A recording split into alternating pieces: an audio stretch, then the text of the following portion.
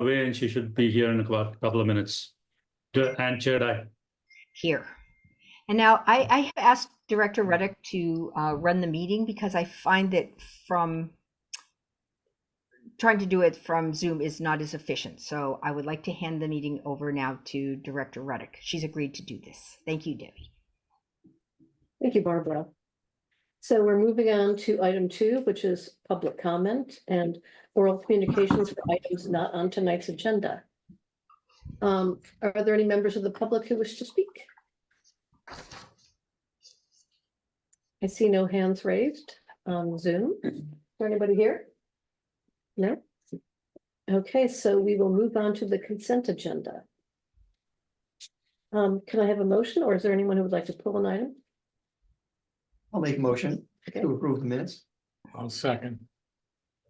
And the disbursements too, are you approving Same. both? Yes. Both. And I'll second that too. We have a roll call, please. Director Clark, Aye. Director Radback, Yes. Director Decker, Aye. Director Ravak, Yes. Chair Dai. Aye. Thank you. Okay, so we're moving on to regular business. And the first item is approve and authorize the general manager to execute successor memorandum of understanding between SAM and IUOE, Stationary Engineers Local 39, effective February 1st, 2025 through January 31st, 2030. This is a 5-year contract with corresponding salary schedule. So could we have a staff report? Yes. So the present memorandum of understanding between SAM and IUOE Stationary Local 39 expires on January 31st, 2025. And therefore, in lieu of it, staff and Employment Council had discussions with Local 39 and arrived at a tentative agreement on June 7th, 2024. And this tentative agreement was ratified by the union's membership subsequently on June 21st. The summary of these changes have been clearly mentioned in the staff report. We also have Mark Zaffarano from Boscia Law's office, who is present here to answer any questions. So Great, the thank forum you. is open now. Do any board members have clarifying questions or comments? Yes. The $151,061 in fiscal year 24-25 is included in our budget. Is that correct? Yes, you're absolutely correct. Director Dai wants to comment. Please. I'd just like to say that it's a really good thing for Sam to have another 5-year contract. This gives us certainty, and we don't have to go through the much more complicated than I expected negotiations that we had. And so I am very pleased to support this agreement. I think we need to reward our employees appropriately, and I'm glad that we have another 5 years of certainty. Wonderful, thank you, Director Dodd. Any other board members? I agree with everything that Barbara just said. Okay. Do we have any members of the public who would like to comment on this item? I don't see any hands raised, and there's no one here. So I'll entertain a motion. I'll make the motion I'll to approve second and it. authorize Go ahead. the memorandum of understanding between SAM and IUOE. So we have a motion from Director Decker and seconded by Director Rarbach. Could I have a roll call, please? Director Clark, Aye. Director Radback, Yes. Director Decker, Aye. Director Ravak, Yes. Chair Dai. Aye. Yeah. Would you like to vote on it? On the Minutes? The MOU. MOU. Yes. So Director Slater Carter just came in at 7:04. And yes, she has voted yes for the item 4A, which is a memorandum of understanding. So we're moving on to item B, amend the unrepresented employee manual. Yeah, so Sam has one unrepresented employee, which is the finance officer. And as what we've been doing in the past, whatever is applicable for Local 39, we stretch it to the unrepresented employee too. And that's why the manual amendment has been done, keeping in mind whatever negotiations were done with the Sam's represented employee. So anybody has any questions, staff is here to answer the questions. Any questions from directors? Any comments from the public? Seeing none. Any comments from directors or motion? I'll make the motion to approve the unrepresented agreement. Blind. Thank you. Is there a second? I'll second it. Moved by Director Slater Carter and seconded by Director Rarbach. Roll call, please. Director Clark, Aye. Director Radback, Yes. Director Decker, Yes, Director Radek, Yes. Director Slater Carter, Yes. Chair Dye. Yes. Thank you. Okay, moving along. We're at item 4C, approve the Fourth Amendment to the employment agreement with the general manager and the just compensation of general manager. Good evening, Chair and members of the board. My name is Mark Zaffarano, and I'm a senior counsel at Boucher Law. Chris Boucher wasn't able to be here, so I'm filling in for him. And just have a very brief oral report about this, which is required by state law in accordance with the government code. So if I may provide that now, then the board can go on to discuss and or vote on it. So in accordance with Government Code Section 54953C3, I'm providing an oral summary of the recommended action, and that's what's required by state law. So this item is brought to approve a Fourth Amendment to the employment agreement of the general manager, and that agreement sets forth the salary, terms and conditions of employment for that position, with the salary change being retroactive to January 1 of this year, 2024. So the recommended action is to grant a 6% wage increase to the general manager's base salary retroactive to that date, January 1 of this year. So for disclosure, the total annual salary increase is $15,512.31, plus a one-time non-pensionable payment of $2,000. In addition, there are some ongoing payroll taxes, and those will increase by $4,327.18. The cost for the post-retirement medical benefit, if utilized for the full extent for 5 years, would be $45,000. The new annual base compensation for the general manager position would be $274,050.77, effective again January 1, 2024, plus the retirement taxes and fringe benefits, which are of course a function of your payroll system. So additional details regarding the item are set forth in the agenda and the resolution and the staff report. And with that, that concludes the oral presentation that's required by the government code. And I'd be happy to answer any questions. Thank you for that report. You bet. Are there any questions from directors? Any comments from the public? I see no hands raised. So I'll bring it back to the board for discussion or motion and/or motion. Anyone? I make a motion to adjust the compensation for the general manager. Thank you for I'll that. second that. We have a motion by Director Decker, seconded by Director Slater Carter. Could I have a roll call, please? Director Clark, Aye. Director Radback, Yes. Director Decker, Aye. Director Radek, Yes. Director Slater Carter, Yes. Chair Dye. Aye. Thank you. And thank you. Okay. It was very nice seeing all of you. And I understand you have much more important business to discuss throughout the rest of the evening. So I will sign off and leave you in the capable hands of your district council, who's one of the squares on the Hollywood squares that we have here. Thank you so much, Mark. Thank you. Take care, everyone. Good evening. Good Good evening. evening.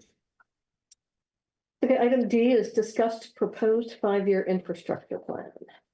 Staff. So this is the proposed 5-year infrastructure plan for the period 2024 to 2029.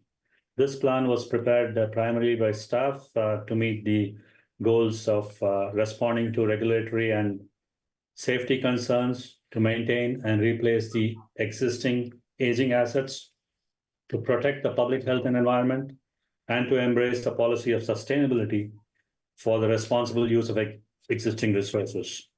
So the projects were categorized into 3 priority levels, and this was discussed with member agency managers and engineers on July 19th.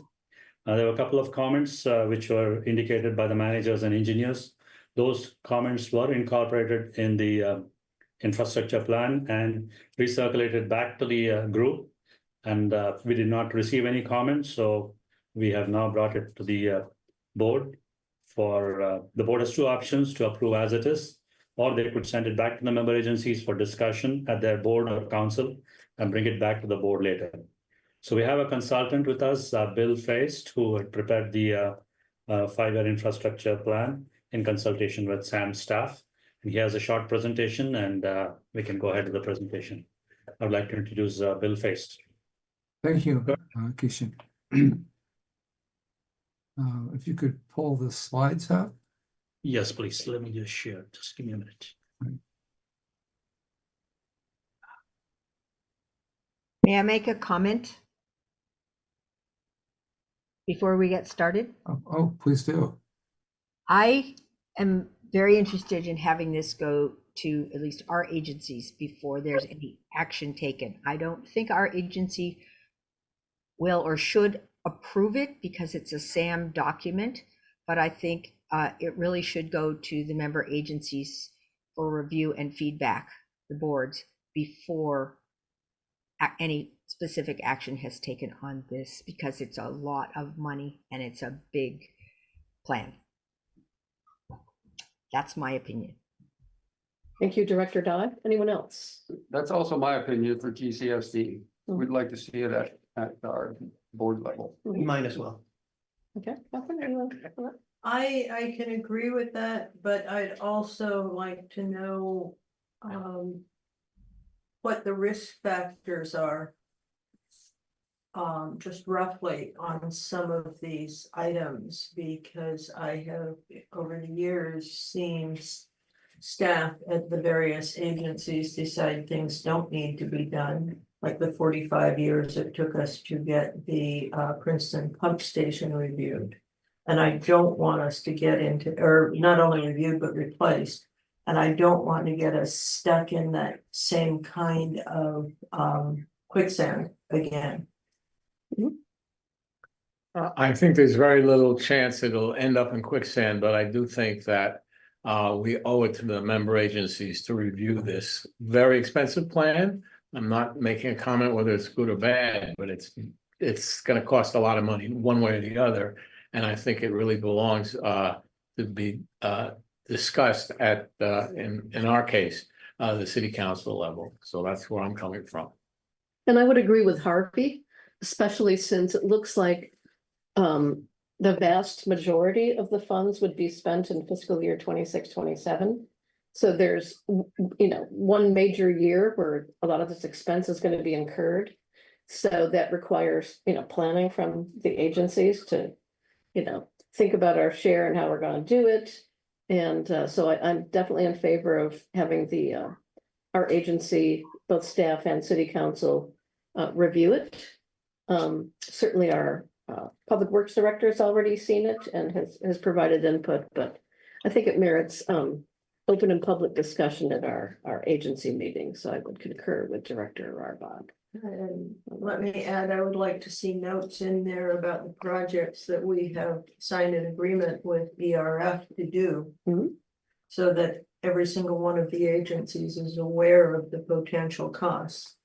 Well, and I think that brings up something else that is important to the city, and that is, we think that this is a good start, that we think it needs to be built out, with more data on the individual projects, what we expect, from the individual projects, and potentially a breakdown in the cost. I know that's hard to do when you're not going to bid, but in general, we'd like to see more data fed into the process. It's mainly a summary now. I'd like to see more information. So I just want to get that on the record too. How detailed? I have a lot of questions. So I'm eager to hear the presentation. Thank you, Chair Dye and directors.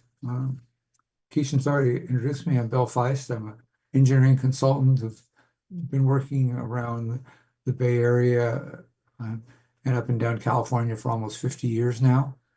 The first slide here is your system. I won't dwell on this because I think you all know it very, very well. The only thing this map was prepared by others, but the important missing piece is you've got a collection system and treatment shown, and we need to add a little line there for the outfall because the effluent's got to go somewhere. And that's a piece of the treatment system that often gets overlooked just because it's buried and then it goes out in the ocean. Next slide, please.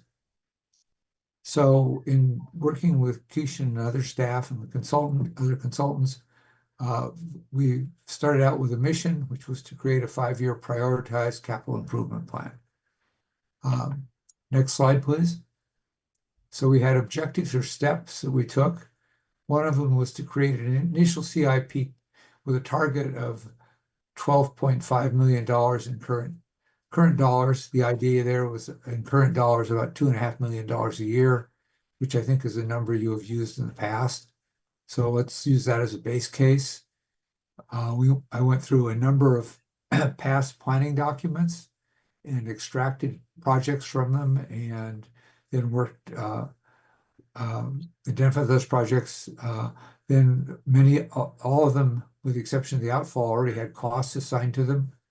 So I wanted to bring the costs current because there were costs taken out of different pots. Then we also needed to figure out if we put these projects on a schedule, when would they be implemented.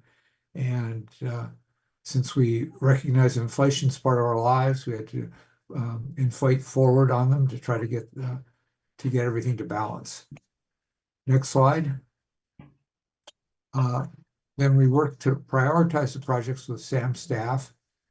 Again, tried to balance the CIP for the goal of $12.5 million, finalize the CIP, and then we also were to sort out and capture any unscheduled or unprioritized projects for future planning. Next slide. Keishan's already stolen my thunder on the categories. But the category 1 is regulatory and safety, projects to ensure full regulatory compliance, staff and community health and safety. Category 1 projects with the highest priority, and SAM has little or no ability to defer these expenditures. Next slide, please. The second category is replacement and rehabilitation, projects to renew or replace SAM's aging infrastructure.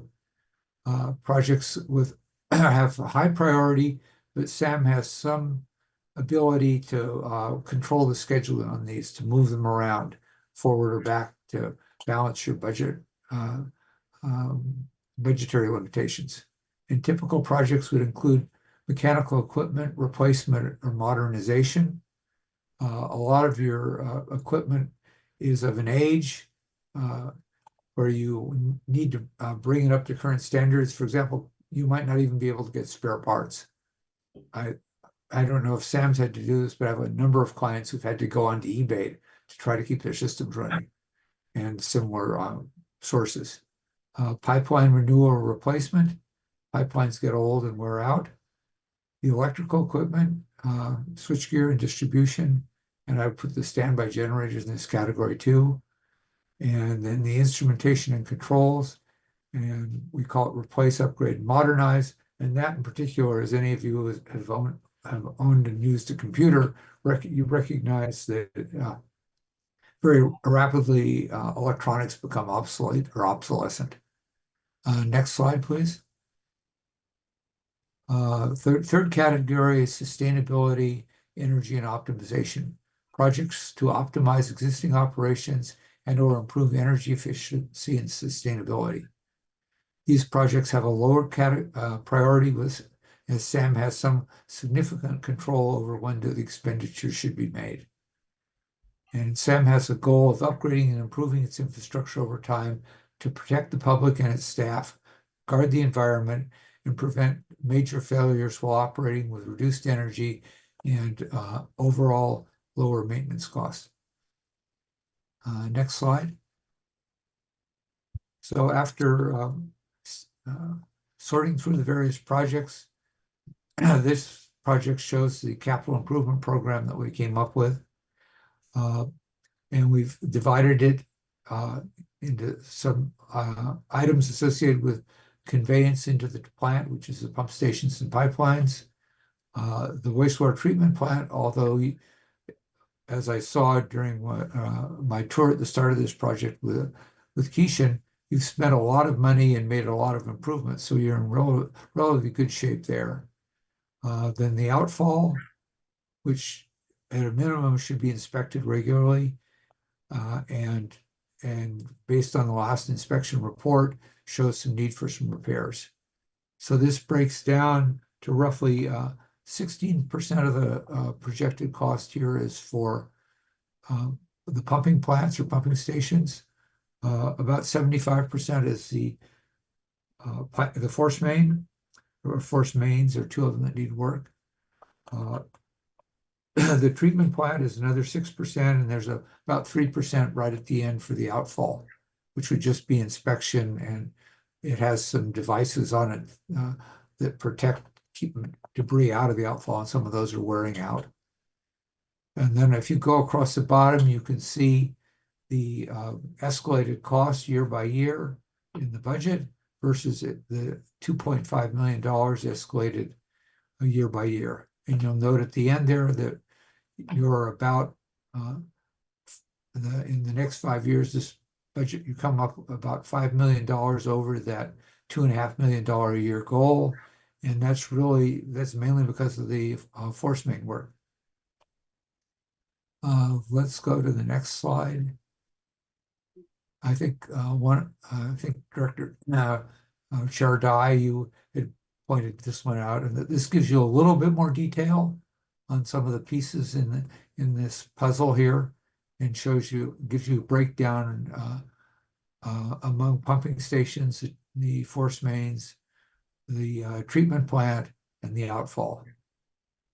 And several of the items on the outfall or excuse me, on the treatment plant are items where you have some opportunities, but you're going to need, in order to benefit, for example, you have biogas now, you might be able to get more beneficial use out of the biogas, which is really good for sustainability and energy efficiency, but you're going to need to spend some money studying it. And let's go to the next slide. So here's the summary. SAM has one Category 1 project that will require about $10.2 million in funding for the next 5 years, and that's the Montara, the force main in Montara. There's about $8.4 million in scheduled Category 2 and 3 projects for the next 5 years. Most of those are Category 2. There's a small amount of expenditure in Category 3, and that's all at the treatment plant. And this budget exceeds the target budget that we started with, owing to the need to implement some regulatory-driven force main replacement work. You've had some blowouts, I believe, on the force main. Part of it has been replaced, and you've done a condition assessment, which says it's getting pretty long in tooth, and there's some risk of failure, so you want to get ahead of that.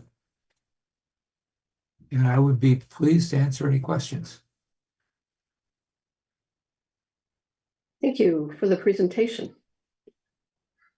Questions from directors? Peter. I'm a bit confused about the force main in Montara and the force main in Princeton that is shown in table 2, the capital projects. Go ahead.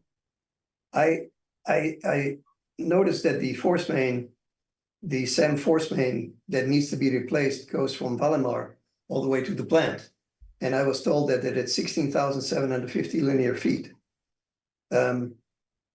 What is this force main in Princeton?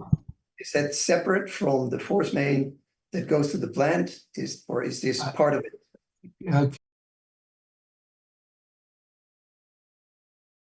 The force main in Montara, and after transition, it goes through from Montera, and then it translates or its alignment crosses Princeton, so they've broken it into those segments. And there's already, I think, about 3,000 feet of it that's been replaced that was in the worst condition. That's already been done. Does that help? Yeah. If I could elaborate further. Please, Keishan. Yeah, the Princeton force main is a separate force main by itself coming from the Princeton pump station and joining the IPS. This was a requirement of the ERF a couple of years back for us to do a condition assessment. We did the condition assessment of the Princeton force main. At the same time, we did the sewer force main in Montera. We found that the Princeton force main was in good shape. The pipeline did not require immediate replacement. But over a period of time, excuse me, we do not know. We need to, at that time, it was determined that we would need to do the condition assessment, I think once every 6 or 10 years. So we would like to do a condition assessment, and hoping that everything is fine, we wouldn't need to replace it. But nevertheless, we're just keeping this money aside so that in the event we need to replace it, we don't want it to come as a surprise.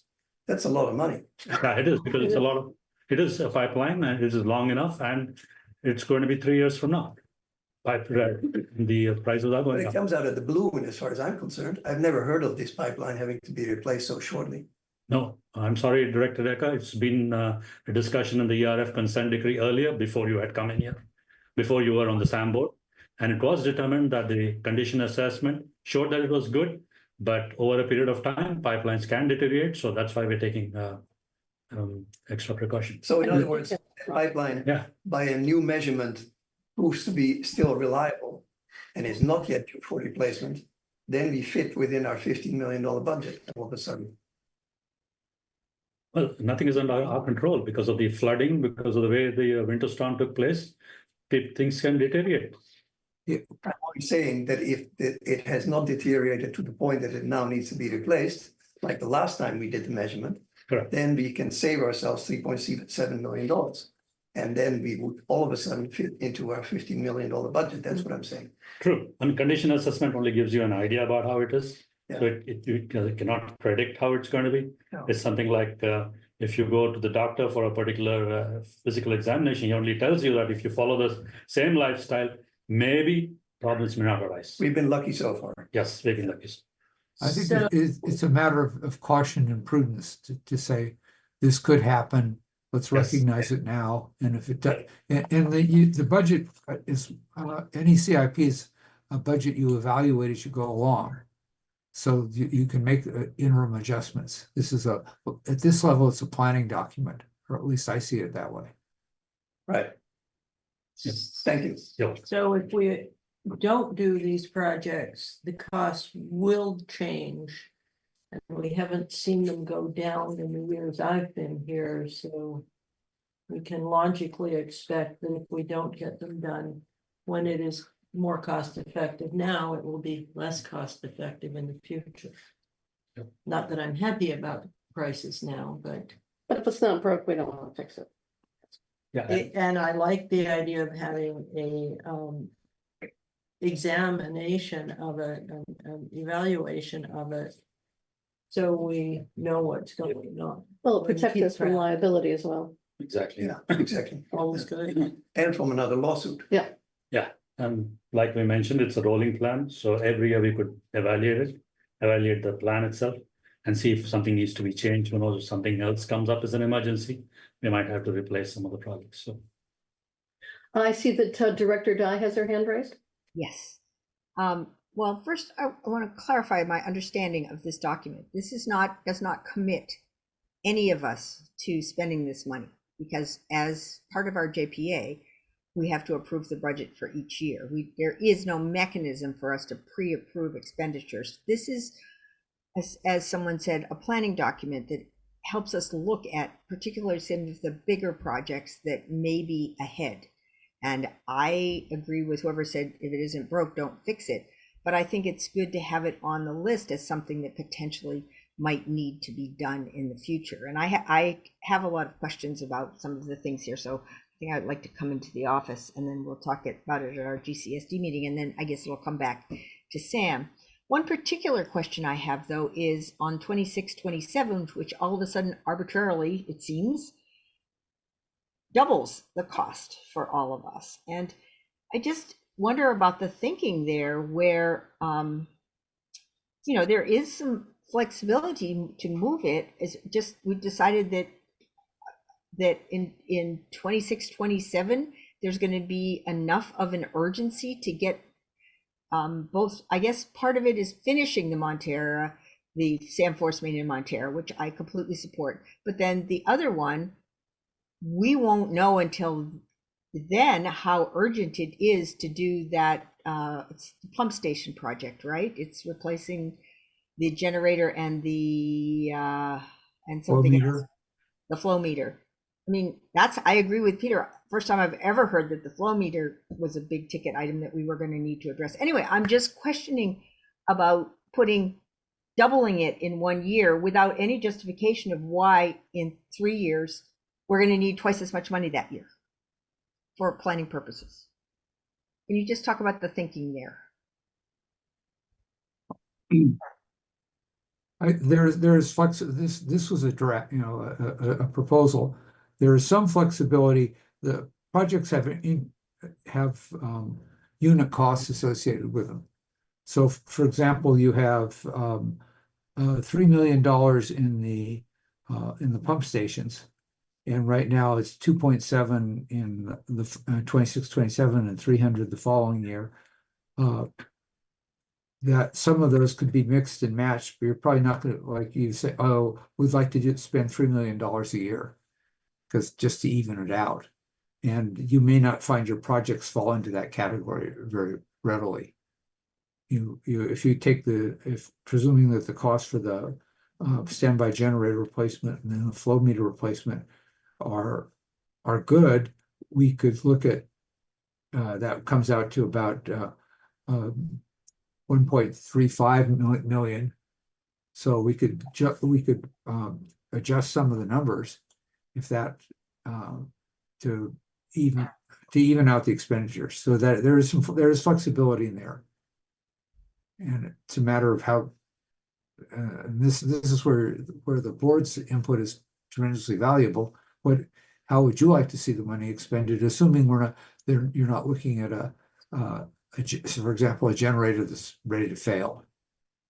Okay. I'm sorry, just one more follow-up question. Sure, please.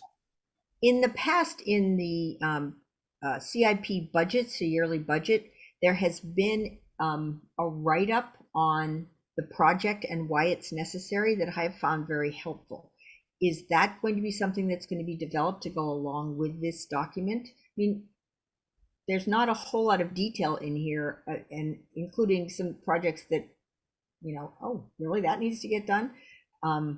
So I think that would be really useful to talk about what is the level of urgency. I mean, I know you gave them a 1, 2, or 3, but it seems as if we're going to be spending millions of dollars, we should maybe look at it in a little more detail. No? That can be developed if that's the direction from Sam. Okay, thanks. You can start looking for a page or a half a page on each, 3/4 of a page on each project, with some more details. Yeah. Kathleen, they would appreciate that. Like, why are we replacing it? What was the problem? When was the last time we replaced it or purchased it?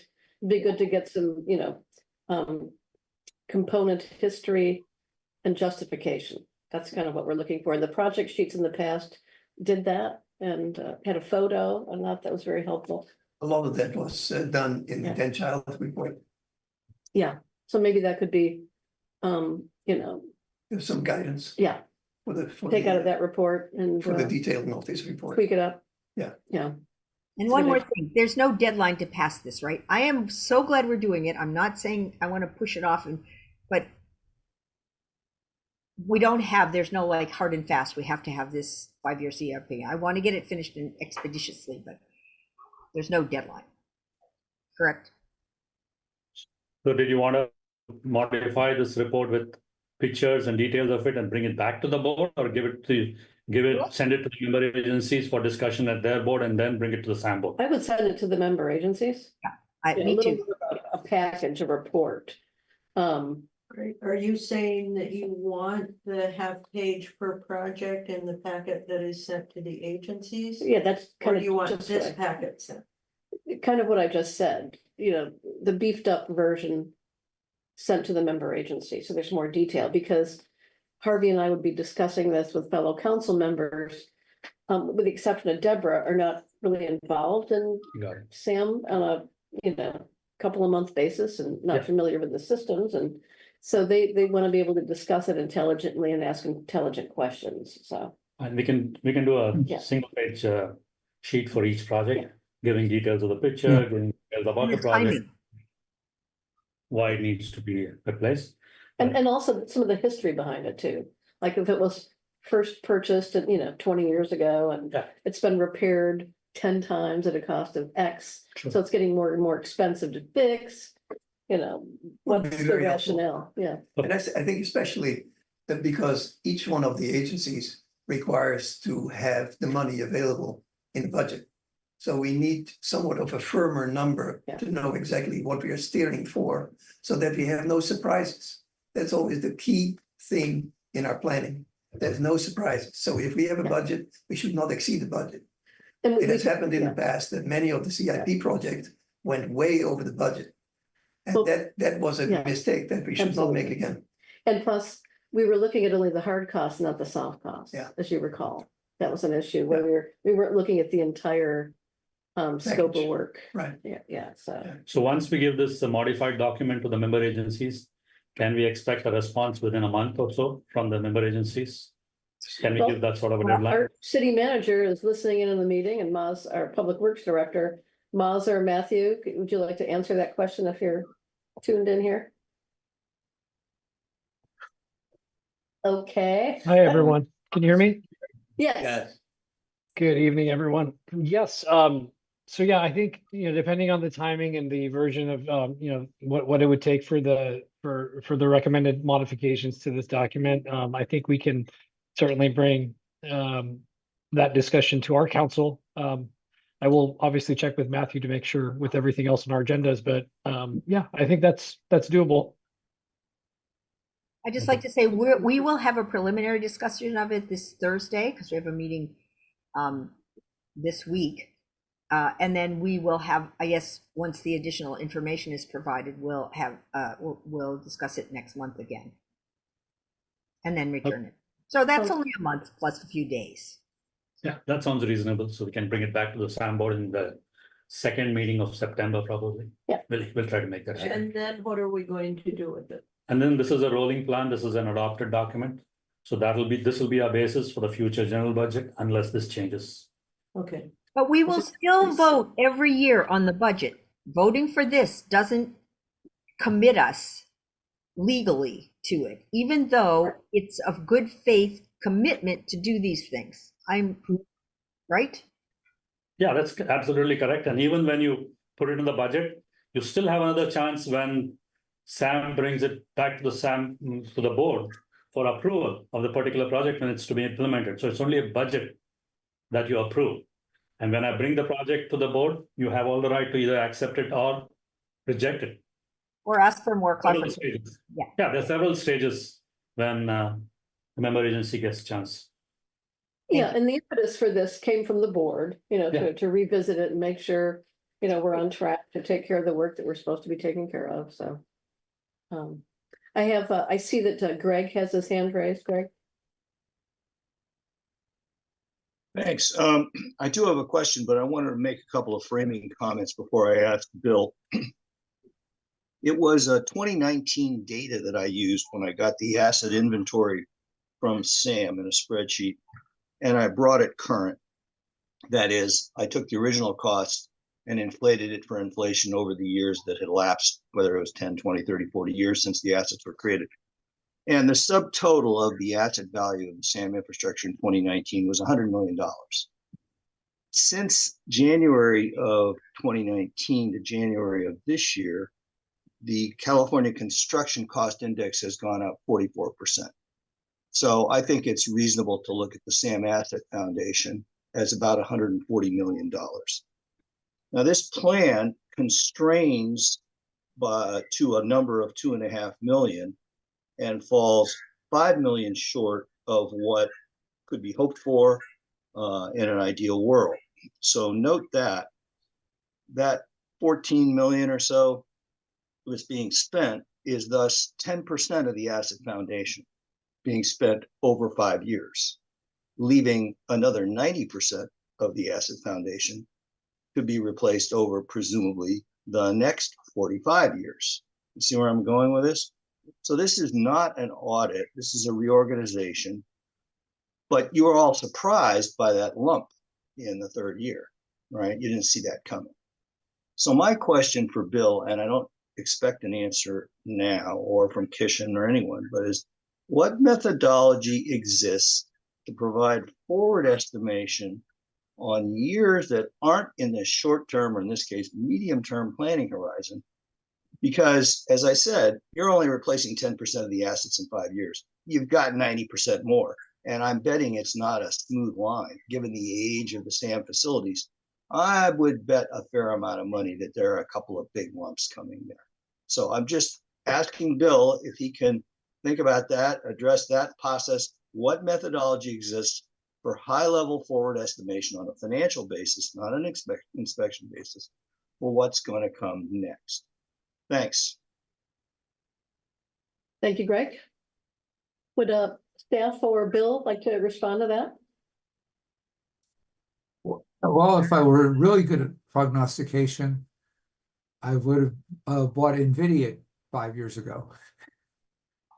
So, you're asking a challenging question that engineers have grappled with, well, for as long as I've been in the business, because we can't predicting economic cycles is very difficult, especially in an election year like this. I think Kishan had said, well, we've been using 4%. And if we went back over I didn't catch the gentleman's name in the Greg. Okay. I'm sorry, I didn't have my name on the display. No, you're hiding.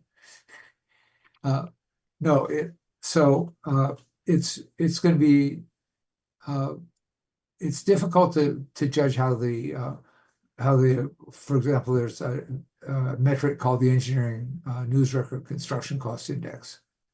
It was 100 in 1913, and now it's up to I haven't seen the latest numbers for San Francisco, but it may be close to 15,000. So we can look at some trend line. Probably the best we can do, Greg, for you is look at some trend lines over the last perhaps decade, and assume that things aren't going to get better. So we could use ENR CCI 20 city average, which is a typical checkpoint, and we could look at what the projections have been. But it's very challenging because we don't know what's going to happen to the world. Well, we've had some inflection points too, some black swans. Yes. So, COVID and supply chain, threw a wrench into a lot of things. And so it's not entirely predictable from a trend line, at least in the last 10 years, I would say. So. Yeah. And so that's the risk in doing that. Yeah. Or the other thing you could do probably is put a bracket up there, look at a high and a low. And that's going to get wider as you go out in time. That spread. You have can I try to answer another question? Please. I'm looking at the 27, 28, or I'm sorry, 26, 27, where it jumps up. With the addition of $2,700,000 and some $1,000 for pump stations. We know pretty much what kind of condition our pump stations are in, I believe, because you guys our crew is constantly evaluating these things. And so I'm curious why they popped up in 26, 27, and if there's a way in the previous years to do a evaluation. So we're not suddenly shocked at $1 million or $2 million for a pump station there. Smooth out the curve. Yeah, And we can, with legitimacy, we can go in and we could push one of the pump stations. We could push the $300,000, which is an evaluation, that could go out to 2930, and we could put the one pump station in 1 year and the second one in the other year. So that would smooth that out. We're still going to have some kind of a step function because the earlier years in the budget were focused mainly entirely on force main work. So we can make, yeah, this is flexible. We can make some adjustments. yeah, I mean, we can't survive without strong functioning pumps. And that's critical for the operations of the system, but lumping them all in 1 year, and I'm assuming again that we know pretty much what the operational conditions of them are, so I'm wondering if we should start being worried now or not. I don't know, but I don't know if you people have observed that we are not spending anything on the wastewater treatment plant until 27 because the force main has taken up a major amount of expenditure. So we'll have to watch and see how things go on in the treatment plant. That might take a priority over the pump stations too. Well, and then there's the issue of the electrical system. Yes. And it's moving, and I know that you left that out and potentially other things because of grants, but I think everything ought to be in the CIP, even if it's expected to be grant funded or hoped to be grant Right. funded. We ought to know what those are, so they should be included in the plan. I agree. Yeah, but since we do not have any information right now, maybe we thought since it's a rolling plan, we modify it in January or February so that we know whether we're getting it from FEMA, and if we get it, how much we're getting it, and what is our share going to be at that point, we can start work on. I would actually include it in what you send to the member agencies. You know, you can say, you can have Can a we- text. You know, Could we call it unscheduled and just that we have a, Yeah, I would Yeah. call it a good belly rub on it, which I think is about $6 million. well, I wouldn't call it unscheduled so much, but I might put a note in that we need to pay attention to the electrical and it could be very costly. again, something could happen. Something can happen. Correct. Yeah. Yep. Our berm still works, right? Mhm. Okay. Well, as we're finishing up, I just want to say I'm really glad we're doing this. It really gives us a picture and helps with the planning. I think I agree with what Peter said, that we have to plan ahead to have enough money to do the projects that really need to be done, and we need to take care of the same infrastructure. Any further questions or comments? Yes. On page 2 of this document, which is 141 of our agenda, there's table ES1, which is repeated as just table 1 on page 146. They both show pipelines at very close to $14 million. And then on page 144, these pipelines are listed. And the first line is pipelines. Key recent pipeline projects include. So these are key projects. Are there any others besides these that are not considered key? That are pipeline projects? These are completed projects. Right. We mentioned sewer force main in Granada and completed 3355 linear feet of sand. That's all we've done. Right, but when you're on page on 144 and you go to 146, it looks like there's almost $14 million going to go still into pipelines. And the way it's represented here, the second bullet point below pipelines, it says replacement of 3,355 lineal feet of sand sewer force main at Montara out of 750 total linear feet. And that makes it look like the that 3,355 linear feet already costs that money. But that's actually for the entire force main, correct? The 3,355 is the Valimar portion that it has been or is being Yeah, it's replaced. been completed. So the Right. balance.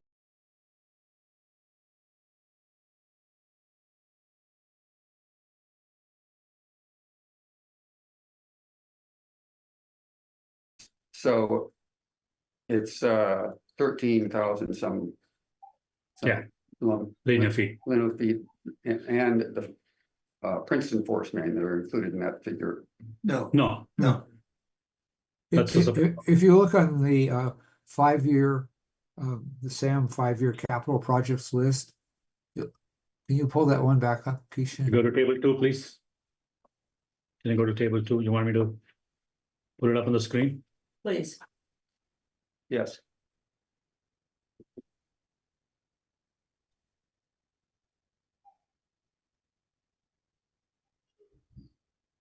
Income, share income. I don't know why it's been sharing. There it is. Yeah, if you go to this page, Dr. Clark, Yes. you see that I page have- there, I it have says here. force main in Princeton. That's 3760. Category 2, Mhm. force main in Princeton. So that's a That's not separate the one. linear feet, that's the cost. That's the cost.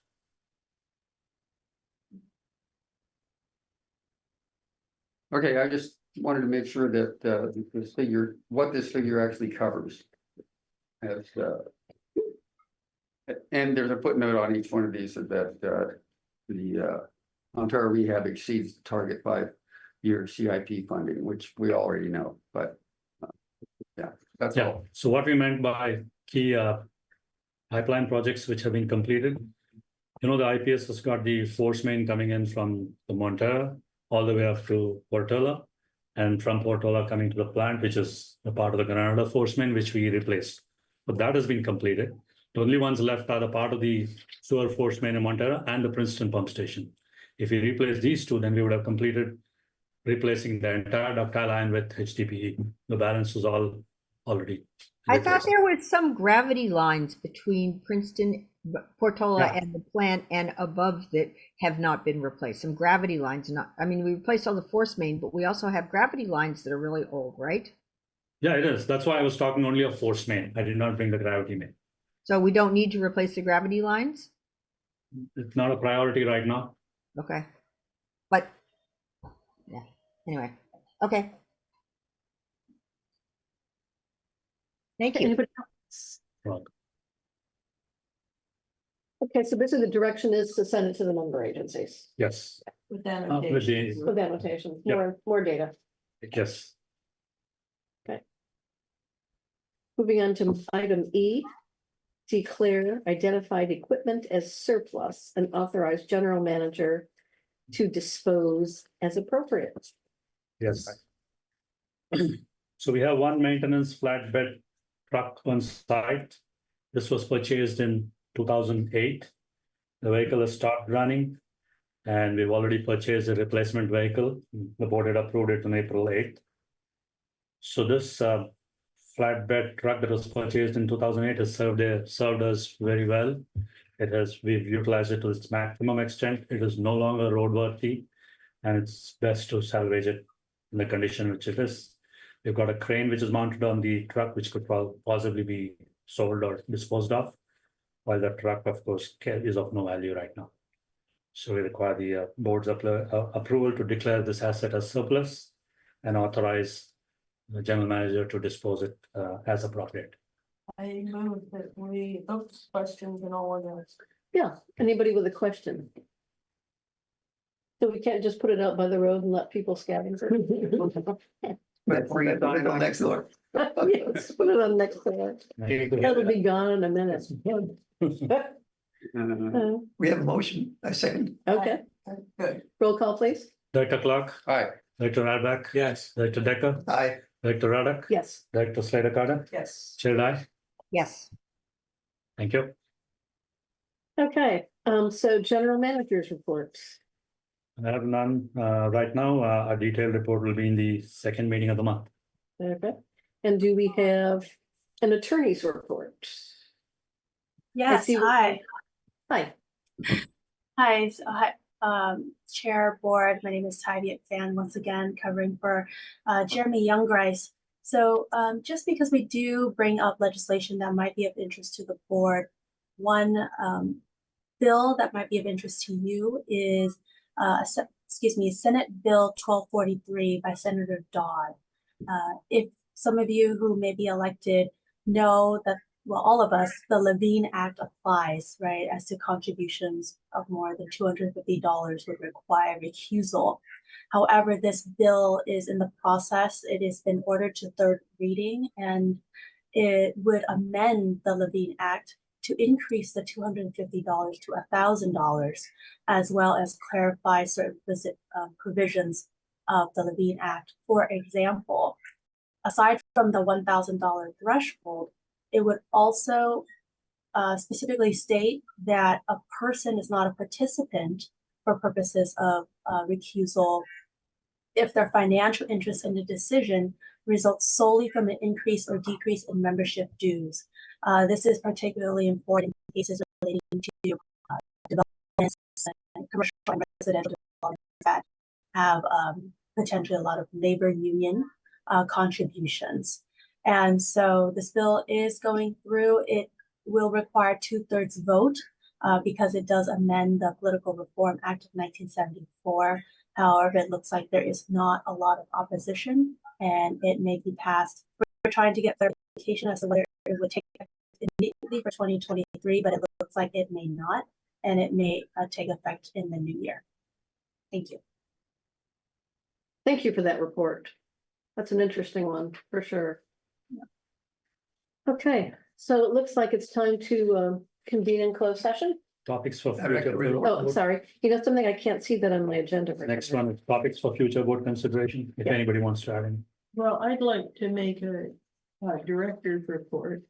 Okay, I am proud to announce that I was elected to the statewide California Special District Association Board. Yay. And I was also elected to the San Mateo County LAFCO Board as an alternate. They're starting their municipal services reviews over the next few years, and so I think it's important to have somebody else who, as an alternate, who understands special districts and the impact on the and their beneficial impact to the county. Congratulations. Thank you.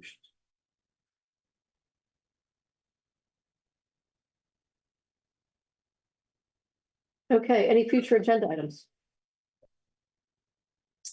Hearing none, we will convene in closed session. Thank you all. Thank you. Thank you. Thank you. Good night.